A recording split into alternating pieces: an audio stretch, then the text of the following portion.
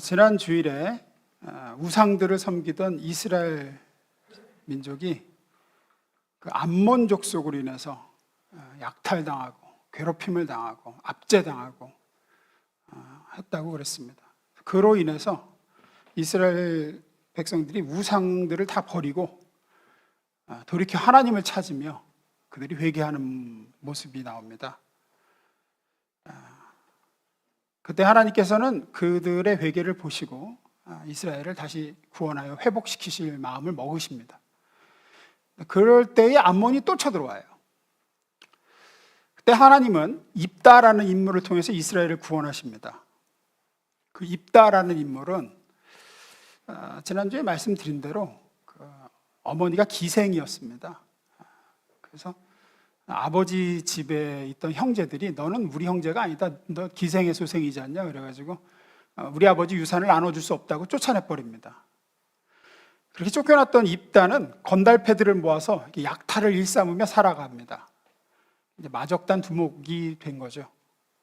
근데 그때 이제 암몬이 쳐들어오니까 이스라엘이 위기에 빠져서 장로들이 가고 입다에게 요청을 합니다. 당신이 우리를 위해서 나서서 암몬 사람들과 싸워주면 우리가 당신을 지도자로 모셔 섬기겠다 그래요. 입다는 이런 장로들의 요청을 받아들여서 전투에 나섭니다. 기회는 주어졌고 이 싸움을 잘 싸워서 자기 인생을 좀 반전해 시켜보려고 했던 것 같습니다. 언제까지 이렇게 내가 건달패 두목으로 살 수 없지 않느냐. 그래서 이제 나가 싸우죠. 그렇게 암몬 족속과 싸우러 나가는 입다에게 하나님의 영이 임합니다. 29절입니다. 읽어보겠습니다. 시작.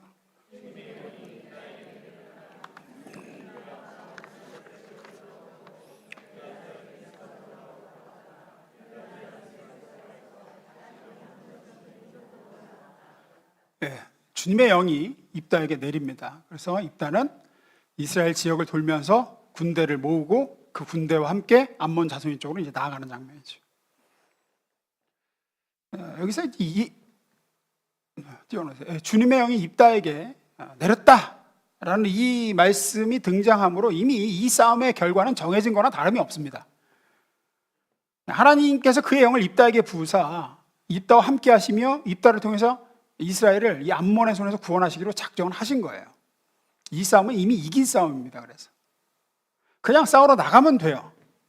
하나님이 입다와 함께 하시기 때문에 그렇습니다. 그런데 이 사사 입다가 적을 맞으러 나가다가 그냥 이렇게 나아가면 하나님이 도와주실 것 같지 않고 뭔가 내가 하나님 마음에 드는 걸 내 걸어야 하나님이 이 싸움에서 나를 이기게 해주실 것 같다라는 생각을 합니다.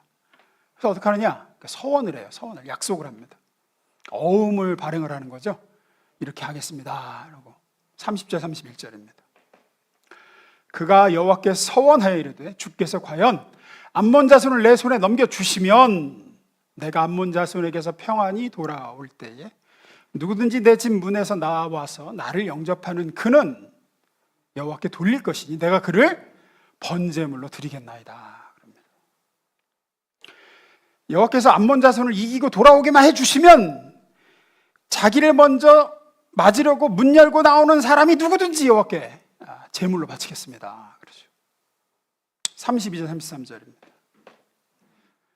이에 입다가 암몬 자손에게 이르러 그들과 싸우더니 여호와께서 그들을 그의 손에 넘겨주시매 아로엘로부터 민니세리까지 20성읍을 치고 또 아벨 그라빔까지 매우 크게 무찌르니 이 암몬 자손이 이스라엘 자손 앞에서 항복하였더라. 큰 승리를 얻습니다. 그는 이제 승전한 지도자 사사가 돼서 집으로 돌아옵니다. 이제 막 잔치하며 축하받고 이제 행복과 기쁨과 뭐 이런 것만 있으면 좋은데 비극이 시작이 되죠. 그가 이제 하나님께 약속한 대로 문을 열고 처음 나와서 그를 맞이한 사람을 제물로 바치겠다고 했는데 누가 나오죠? 딸이 나옵니다. 무남동녀 외동딸이 나오죠. 34절입니다. 입다가 미스바에 있는 자기 집에 이를 때에 보라 그의 딸이 소고를 잡고 춤을 추며 나와서 영접하니 이는 그의 무남동녀라. 하나뿐인 딸이 나옵니다. 황망하죠.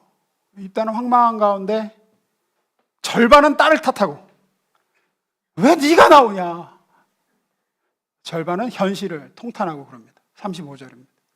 입다가 이를 보고 자기 옷을 찢으며 이르되 어찌할꼬 내 딸이여, 너는 나를 참담하게 하는 자요, 너는 나를 괴롭게 하는 자 중에 하나로다. 내가 여호와를 향하여 입을 열었으니 능히 돌이키지 못하리로다. 이 얘기를 듣고 딸은 참 놀랍게도 아버지에게 서원을 지키라고 그럽니다. 36절. 딸이 그에게 이르되 나의 아버지여, 아버지께서 여호와를 향하여 입을 여셨으니 아버지의 입에서 낸 말씀대로 내게 행하소서. 이는 여호와께서 아버지를 위하여 아버지의 대적 암몬 자손에게 원수를 갚으셨습니다 하니라. 서원대로 하십시오 그래요. 그러면서 가슴 아픈 부탁 한 가지를 합니다. 37, 38절입니다. 또 그의 아버지에게 이르되 이 일만 내게 허락하사 나를 2달만 버려두소서. 아버지 2달만 시간을 주십시오. 내가 내 여자친구들과 산에 가서 나의 처녀로 죽음을 인하여 애곡하겠나이다 하니 그가 이르되 가라 하고 2달을 기한하고 그를 보내니 그가 그 여자친구들과 가서 산 위에서 처녀로 죽음을 인하여 애곡하고. 제가 이거 설교를 준비하면서 이 2달이라는 기간 동안 이 어린 소녀가 이때 당시에는 10대 한 중반, 초중반이면 시집을 다 갔던 시대예요. 그러니까 얘는 잘해야 중학교 1학년이에요. 아니면 초등학교 6학년. 이 애가 자기 친구들하고, 이때는 또 친구들이 얼마나 좋을 때예요. 친구들하고 이 2달을 어떻게 보냈을지를 좀 생각하니까 마음이 아프더라고요. 처음에는 그냥 자기들끼리 있으니까 웃기도 하고 추억도 떠들고 뭐 그러다가 이제 재물이 돼서 죽어야 할 날이 하루하루 다가오니까 뭐 말수도 적어지고 이제 그러다가 서도 부둥켜 안고 그냥 며칠을 울었겠죠. 2달의 시간이 그렇게 흘러가 버립니다. 그리고 결국 어떻게 되죠? 39절입니다. 읽습니다. 시작.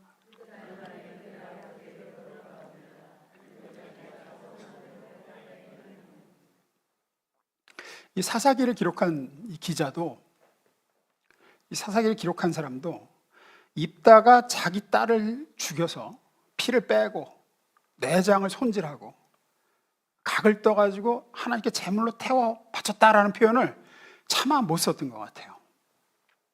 그래서 그냥 이렇게 자기가 서원한 대로 딸에게 행했다라고 이렇게 애둘러서 표현합니다.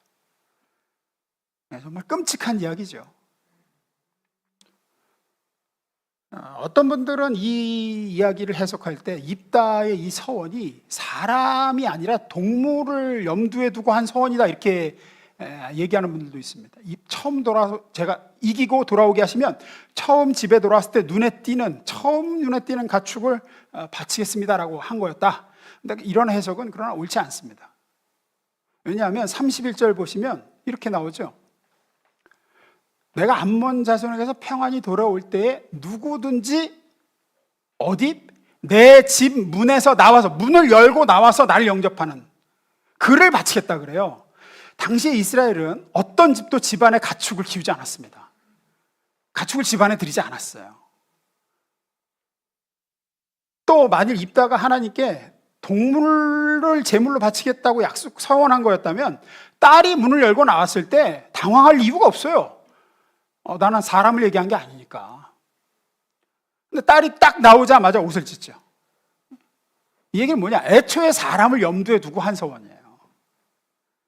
또 다른 해석들은 진짜로 죽여서 번제물로 바친다는 게 아니라 사무엘처럼 한나가 사무엘 바쳤듯이 평생을 수천호로 성소에서 살면서 하나님을 섬기며 일생을 바친다라는 의미에서 이렇게 표현한 거다라고 이야기하는 사람도 있지만 이것도 역시 잘못된 해석입니다. 그런 거였다면 서원을 실행하기 두고 2달 동안 친구들하고 산에 가서 애곡할 이유가 없어요. 그리고 성경을 분명히 여기 얘기하고 있습니다. 죽었다고. 처녀로 죽었다고.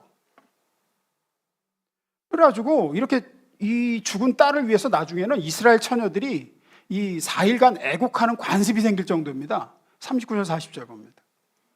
2달 만에 그의 아버지에게로 돌아온지라 그는 자기가 서원한 대로 딸에게 행하니 딸이 남자를 알지 못하였더라.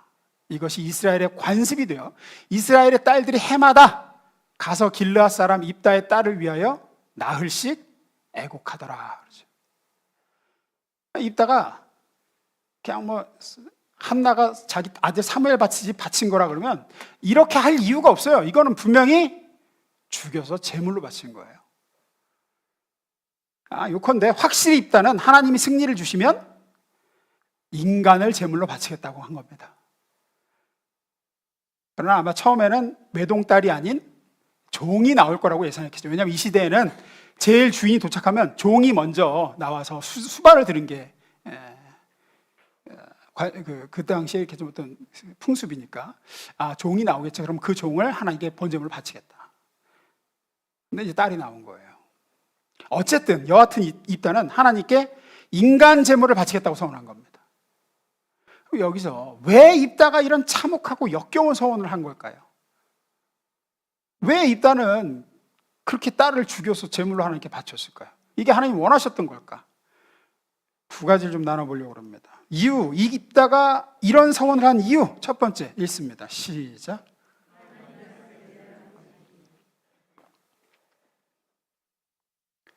첫 번째 이유는 하나님의 말씀에 대해서 무지해서 그래요. 성경에 대해서 무식했다고요, 입다가. 이 당시에는 이미 그 모세 오경이 나와 있을 때입니다. 하나님의 율법이, 계명이 다 선포된 때예요. 하나님의 말씀에는 분명히 사람을, 더구나 자기 자녀를 죽여서 제물로 삼아 하나님께 바치는 것을 엄격하게 금지시켰어요. 여러 군데 나옵니다. 그 중에 한 군데 한번 볼게요. 신명기 12장 31절입니다. 당신들은 주 당신들의 하나님을 섬길 때에 이방 민족들이 그들의 신들을 섬기는 방식으로 섬겨서는 안 됩니다. 주님께서는 그들이 신들을 섬길 때 사용하는 모든 의식을 싫어하시고 역겨워하십니다. 그들이 어떻게 하는데요? 그들은 자기들의 아들이나 딸마저도 불에 살라 신에게 바칩니다. 그러니까 이스라엘 주변에 거의 모든 나라들이 그렇게 했어요. 신에게 바치는 최고의 제사는 사람 제사. 그것도 누구? 자기 자식 바치는 걸 최고의 제사로 여겼어요. 그런데 하나님은 그런 주변 민족들의 이런 제사를 아주 내가 꺼리며 가증 여기고 역겨워하는 일이다. 너희는 절대로 그렇게 해서는 안 된다. 여러 번 말씀하세요. 여기 말고도 다른 데도 많이 나와요. 하나님은 나는 공포의 하나님이 아니다. 나는 부도덕한 하나님이 아니다.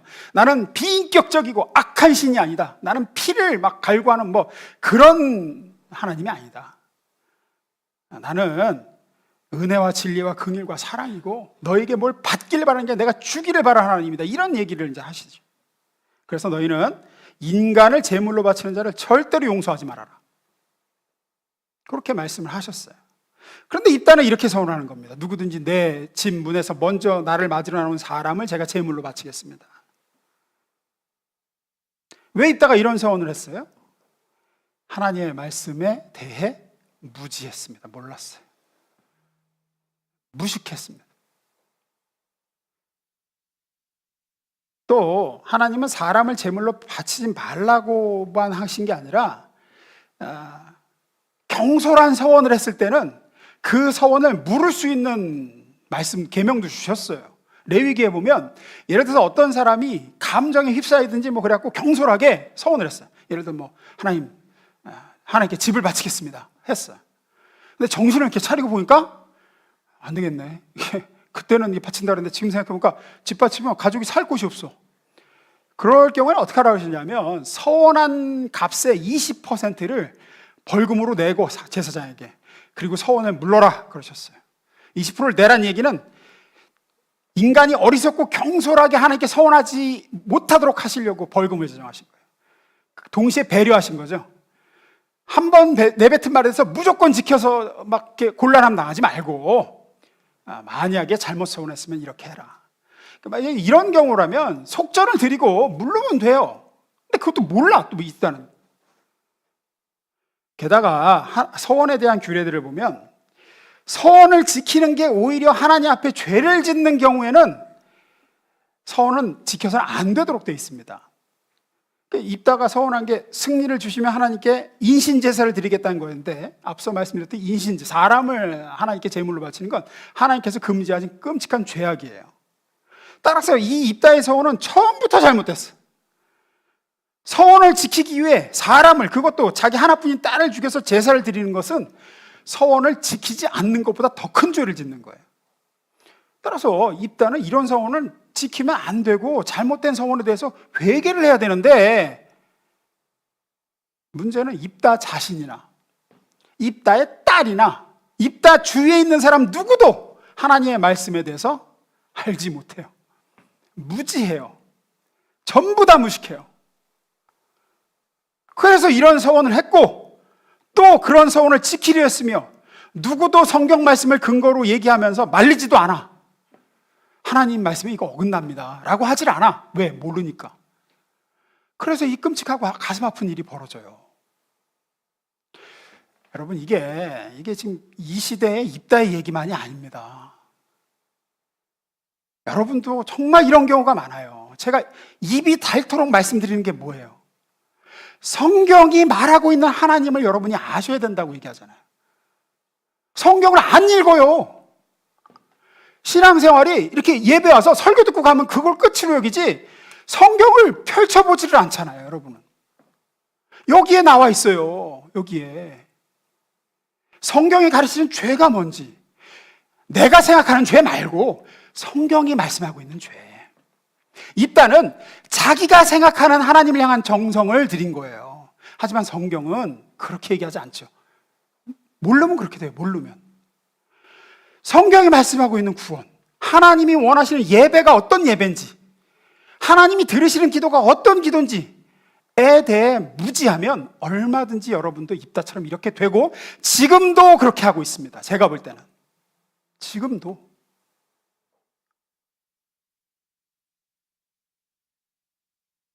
예수 믿는 일은 공부하는 일입니다. 왜냐하면 여러분은 거듭나 하나님에 대해서 배워가야 되기 때문이에요. 그래서 공부하기 싫으면 예수를 믿을 수가 없어요. 입다처럼 자기는 하나님을 섬긴다고 생각해. 이 나름이 항상 문제야. 정성을 다한다고 생각해. 그래서 정작 보면 성경이 얘기하고 있지 않은 엉뚱하게 하나님을 예배하고 있어요. 하나님이 원하시지도 않고 바라시지도 않는 헌신을 열심으로 하고 있어요. 입다처럼. 그래서 그렇게 하면 할수록 자기도 힘들어, 가족도 힘들게 만들어, 주변 사람도 힘들게 만들어. 그런 거 굉장히 많아요. 열심히 기도하는데 성경이 가르치는 기도가 아니야, 이건. 어디 무당 푸닥거리 하는 사람들이 드리는 기도야. 올바른 영적 지식을 가지지 못하면 그렇게 돼요. 그렇게 죽어라고 해봤자 그냥 고생만 할 뿐이고 오히려 여러분의 어떤 영적으로 마이너스가 되는 경우가 많습니다. 호세아 4장 6절에 그래서 이렇게 얘기합니다. 읽습니다. 시작.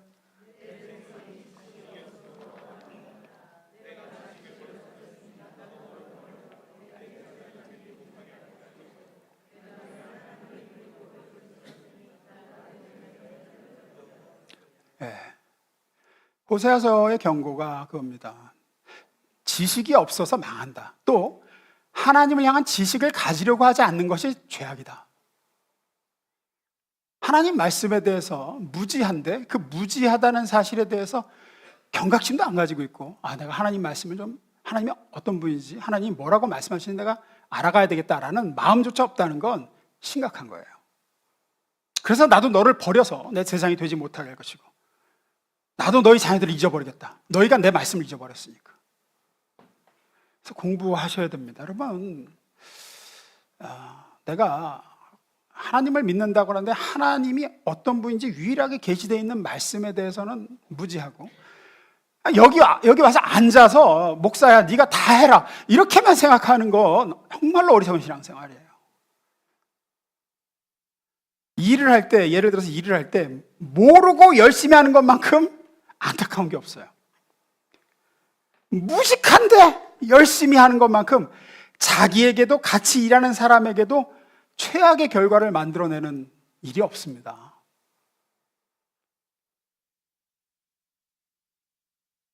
예전에 들은 얘기인데, 어느 은행이었던가, 옛날 좋은 은행이었나, 거기서 계산을 창구 보는 직원이 계산을 잘못해갖고 결산이 안 맞더래. 50원이 남더래.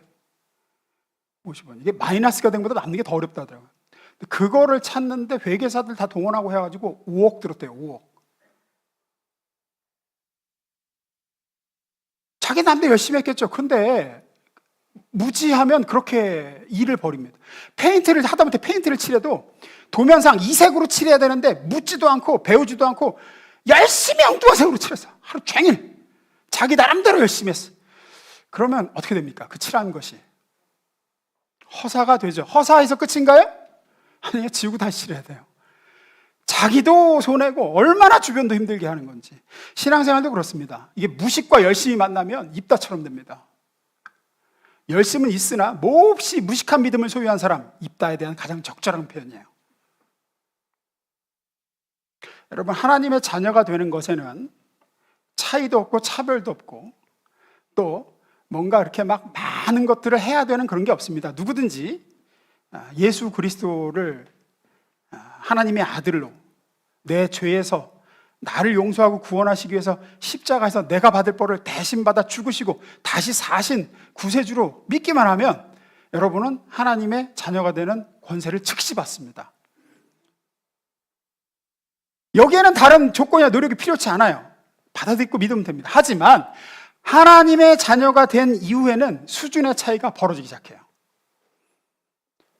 하나님의 자녀는 다 똑같은 자녀입니다. 절반만 자녀고 절반은 아닌 사람은 없어요. 다 100% 하나님의 사랑받는 자녀인데 하나님의 자녀가 된 이후에 그가 영적으로 몇 학년이냐는 이야기가 달라지기 시작해요. 그때부터. 그중에 입다 같으면 수준이 참 낮은 겁니다. 수준이 낮은데 배우지도 않으면 어리석고 안타까운 신앙생활을 하게 됩니다. 비극이 벌어지는 경우도 많습니다.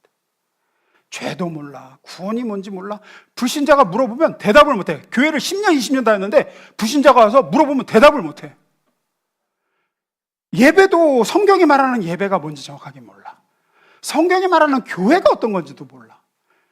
성경이 가르치는 기도가 뭔지도 몰라. 헌신도 성경이 말하는 대로 하지 않아. 하나님이 원하시는 걸 몰라요. 무식하죠. 배우지 않으면 그렇게 됩니다. 그래서 이 시대에 그렇게 이단들이 난리를 치고 교회가 아주 아사리판이 나고 목회자가 별짓을 해도 막 말도 안 되는 짓거리들 벌여도 그냥 그런가 보다 하고 여러분은 배우셔야 됩니다. 입다처럼 되지 않으시려면 하나님의 말씀을 배우셔야 됩니다. 제발 여기서 설교 듣는 거로 다 배운다고 생각하지 마십시오. 설교는 늘 말씀드리지만 1학년부터 6학년까지 다 한 자리에 모아놓고 한 가지 주제를 가지고 제한된 시간 안에 그거 하나 심어주는 거예요. 그래서 설교 시간은 사실은 공부 시간이라기보다는 설득을 받는 시간입니다. 설교 가지고 내가 성경이 말하고 있는 하나님을 알아간다고, 물론 알아가긴 알아가지만 굉장히 한계가 있습니다. 반드시 성경 공부하셔야 됩니다. 삶 공부 개설되면 제발 들어와서 저한테 물으세요. 모르는 거에 대해서. 나 생명의 삶 오래전에 끝내서 다 알아요. 정말 다 알까요? 한 주권만 제가 끄집어내서 물어봐도 대답 못 하실 거예요. 저는 지금도 공부를 해요. 제가 신학 공부를 10년 넘게 했는데 지금도 공부를 하고 또 공부를 합니다. 왜냐하면 모르기 때문입니다. 저도 계속 배워가야 돼요. 여러분이 그걸 싫어하면, 성경에 대해서 알기를 싫어하면 여러분의 삶에도 분명히 입다처럼 하나님의 말씀을 몰라서 헛짓하는 것들이 있습니다. 분명히 헛짓하는 게 있어요. 헛짓하는 것은 다행이지. 나아가서 하나님이 싫어하시는 짓을 열심히 해. 그게 하나님을 섬기는 건 줄 알고. 자기도 해치고 남도 해쳐요. 예수 믿는 일은 공부하는 일입니다. 하나님의 말씀을 제발 가까이 하십시오. 하나님의 말씀을 배워가십시오. 알아가십시오. 매일 조금씩이라도 읽어보십시오. 두 번째로 넘어갑니다. 읽어보겠습니다. 시작. 입다가 왜 이런 서원을 했는가? 왜 이런 끔찍한 짓을 벌였는가? 첫째는 하나님의 말씀에 대해서 무지했고요. 두 번째는 하나님의 성품에 대해서 오해했어요. 어떻게 오해했느냐? 이것도 뭐 첫 번째와 연결되는데, 입다는 성경이 말씀하시는 하나님이 어떤 분이신지에 대해서 무지하다 보니까 하나님을 어떻게 이해했을까요? 그러면 주변의 이방 사람들이 섬기는 신들을 어떻게 섬기나 보고 그들이 섬기는 신의 성품으로 하나님의 성품을 이해했어요. 하나님도 저런 하나님이시겠거니, 다 신들이야, 다 똑같지 뭐, 이렇게 이해해버렸어요.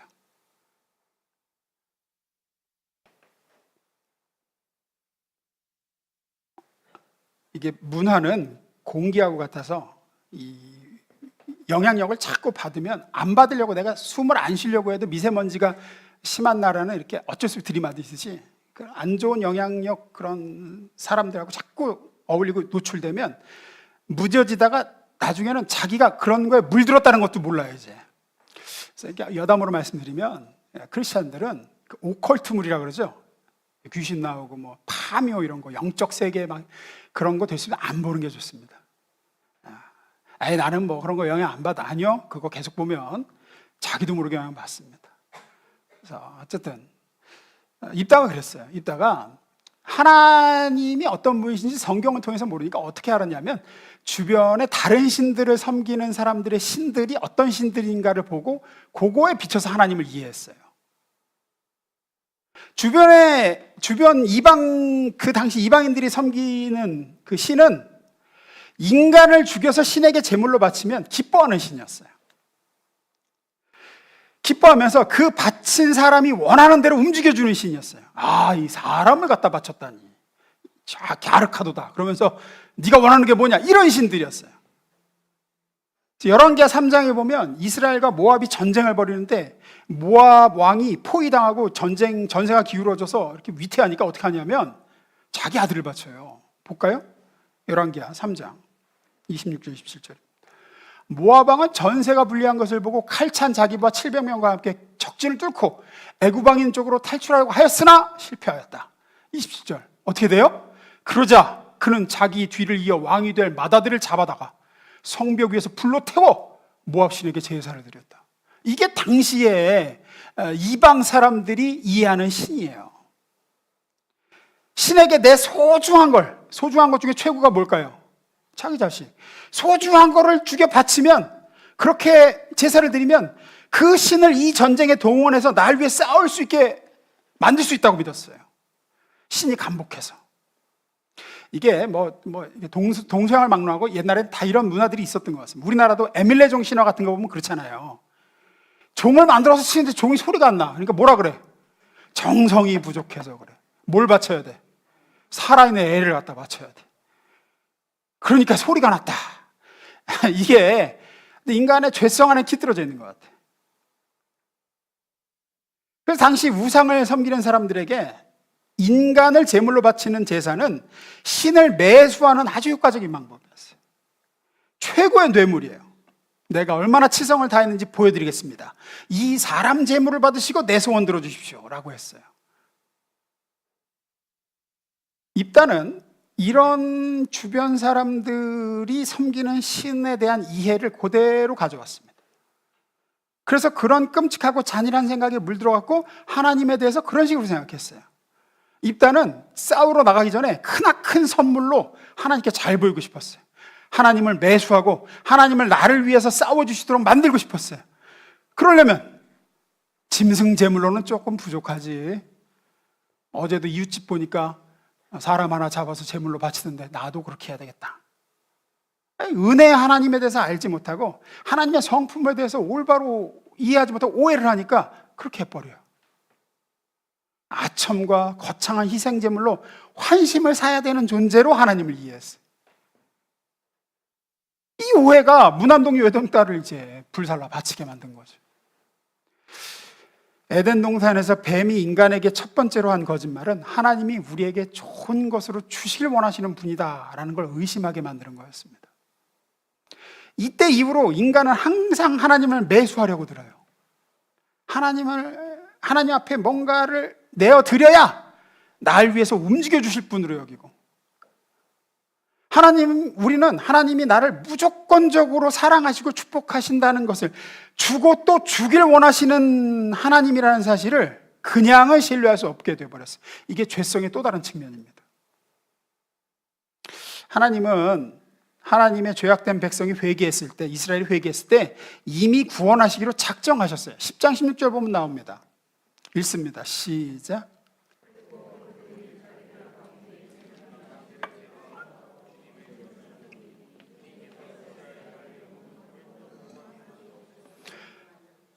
입다가 등장하기 전 그 전장에 이미 하나님은 이스라엘을 구원하시기로 작정하셨어요. 그렇게 하는데 입다를 사용하기로 택하시고 그에게 하나님의 영을 부어주셔서 싸우기로 나가게 하시죠. 그냥 그 하나님을 믿고 나가서 싸우면 될 일이에요. 이렇게 오바를 할 필요가 없었어요. 하지만 입다는 하나님을 오해합니다. 그는 뭔가 큰 거를 내걸지 않으면 하나님이 도와주시지 않고 자기 편에 서주시지 않을 거라고 여겨서 인간을 바치겠다고 서원을 한 거예요. 그리고 자기 외동딸이 제물이 되게 생겼음에도 서원을 했다가 안 지키면 하나님이 더 큰 저주를 내리시지 이제? 그렇게 믿었기에, 하나님을 그런 분으로 믿었기에 기어이 딸을 죽여 바칩니다. 잠깐 말씀드리면, 여러분 성경이 말하는 서원이 뭔지 아세요? 여러분 서원에 대해서 성경이 말하는 서원을 모르시죠? 왜? 성경을 안 읽으니까. 성경이 말하는 서원은 이런 거예요. 내가 꼭 해야 하는 건 아니야. 하나님이 내게 반드시 하라고 요구되어진 건 아니에요. 하지만 내가 자원해서 하나님이 요구하시지 않았지만 하나님께 드리고 싶은 마음이 있어요. 하나님을 사랑해서. 그때 하는 게 서원이에요. 그때 하는 게. 예를 들어서 이런 거예요. 예를 들면 엄마가 외출을 하면서 딸에게 방 좀 치우고 시험기가 얼마 안 남았으니까 공부 좀 해. 그랬어요. 그거까지만 말하고 갔어. 방 치우고 공부하는 건 내가 해야 되는 거죠. 왜요? 시킨 거야. 시킨 거니까. 그런데 이 딸이 엄마를 기쁘게 해주고 싶어서 뭐라 그러냐. 알았어. 내가 방 치우고 공부하고 빨래 쌓였던데 세탁기 좀 돌리고 다 돌아가면 내가 빨래 널어 놓을게 까지 했어요. 이건 시킨 겁니까? 안 시킨 겁니까? 안 시킨 거야. 그런데 딸이 자원해서 해. 왜? 엄마를 기쁘게 해주고 싶어서. 엄마가 외출하고 와서 또 빨래까지 돌리려고 그러면 힘들 것 같아서 그것까지 하겠다 그래. 이게 성경이 말하는 서원이에요. 요런 게 서원이라고. 요런 게 하나님이 너 이거 해라 라고 요구하신 거 아니야. 근데 내가 하나님을 너무 사랑하고 하나님을 기쁘시게 해드리고 싶어요. 그래서 거기다 내가 하겠습니다 하는 게 서원이에요. 근데 여기 입다의 서원을 보세요. 이게 성경이 말하는 서원인가? 30절 31절 봅니다. 거기에서 입다는 여호와께 서원하였다. 만일, 잘 보세요. 만일 하나님께서 저 암몬군을 제 손에 붙여주신다면 암몬군을 쳐부수고 돌아올 때 제 집 문에서 저를 맞으러 처음 나오는 사람을 여호와께 번제로 바쳐 올리겠습니다. 그래요. 조건절이죠. 만일 뭐뭐해 주시면.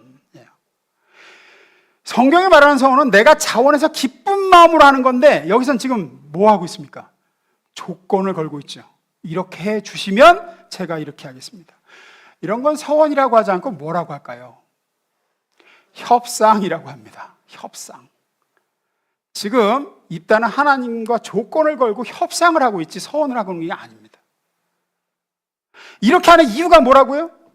하나님이 어떤 분이신지를 몰라서 그래요. 왜 이렇게 할까요? 이방 사람들이 섬기는 신들은 이렇게 조건을 내걸고 협상을 해야 들어주는 신이라고 입다는 봐왔고 하나님을 그 틀에서 이해를 하고 있기 때문에 그렇습니다. 하나님은 뭘 걸어야 도와주시고 내가 먼저 뭘 해드려야 내 편을 들어주신 분으로 그런 분이 아니시죠. 성경이 말하는 하나님은 그런 하나님이 아닙니다. 하나님은 오히려 반대죠. 우리에게 소중한 거를 요구하는 분이 아니라 자신의 소중한 거를 우리에게 내어주시는 분이라고 성경은 얘기합니다. 우리에게 제물을 요구하시는 분이 아니라 네 자식 바쳐라가 아니라 내가 너를 위해 내 자식을 제물 삼았다 하시는 분. 하나님은 저와 여러분을 우리의 죄에서 건져 살리시기 위해 하나뿐인 자기 아들을 제물로 삼으신 분이에요. 이 하나님을 알지 못하니까 이렇게 되는 거예요. 근데 우리 중에도 이 하나님을 모르는 분들이 있어요. 그 하나님을 알면 다른 조건이 필요치 않습니다. 하나님께 뭘 구할 때. 제가 여러 번 반복해서 가르쳐 드렸죠. 예수님이 가르쳐 주신 우리에게 너희는 이렇게 기도하라 할 때 첫 구절이 뭐죠? 시작이 하늘에 계신 우리 아버지여죠. 예수님은 하늘에 계신 우리 왕이시여라고 기도하라고도 하지 않으셨고 하늘에 계신 우리 주님이시여라고도 아니고 하늘에 계신 우리 아버지여라고 기도해라. 내 안에서 그리스도 예수 안에서 너와 하나님의 관계는 부모 자식 관계다. 여러분 제가 늘 말씀드리지만 부족하고 못난 인간 아버지인 저도 제 아이들에게 제일 어떻게든 좋은 걸 주려고 노력하지 제일 좋은 거 내놓으라고 하지 않습니다. 그건 당연한 일입니다. 제가 아버지이기 때문이죠. 부모이기 때문입니다. 제가 좋은 거 주려고 노력한다라고 지금 표현을 했는데 사실 이 노력한다는 표현도 사실은 잘못된 표현이죠. 엄밀히 말해 자식에게 좋은 걸 주려고 노력하는 부모는 없습니다.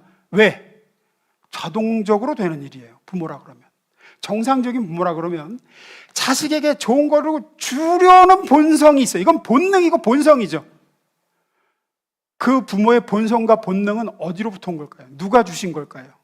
예, 하늘에 계신 우리 참 부모 하나님이 우리 부모에게 주신 겁니다. 자기에게 있는 마음을, 그 본능을 우리에게 넣어주신 거예요. 그게 하나님의 오리진, 그 좋은 부모가 자식이 좋은 거 주고자 하는 그 마음의 오리지널은 하나님이라고요. 따라서 우리 아버지신 하나님은 우리에게 좋은 걸 주시려고 노력을 하지 않으세요. 왜냐하면 하나님이 우리 아버지시기 때문입니다. 우리를 위해서 좋은 거려고 주려고 노력하지 않으시고 그냥 하나님의 본성이 그러세요. 자동적으로 되는 일이에요.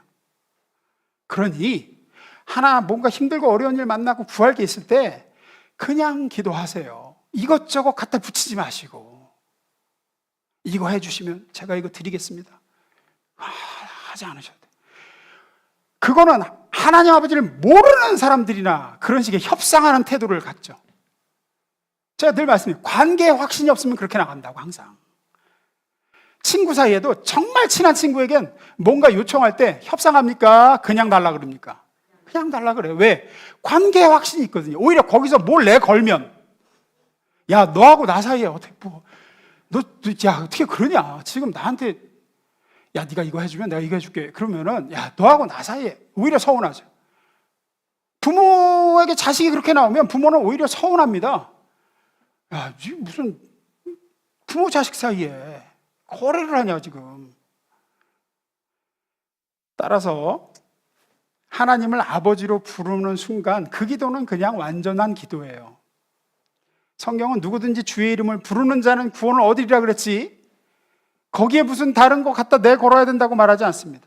하나님을 아버지로 부르는 모든 사람은 다 하나님의 자녀가 돼요. 하나님께서 아버지로서 당신 자녀들에게 값없이 베푸시는 본성적인 축복과 제일 좋은 응답을 받게 될 줄로 믿습니다.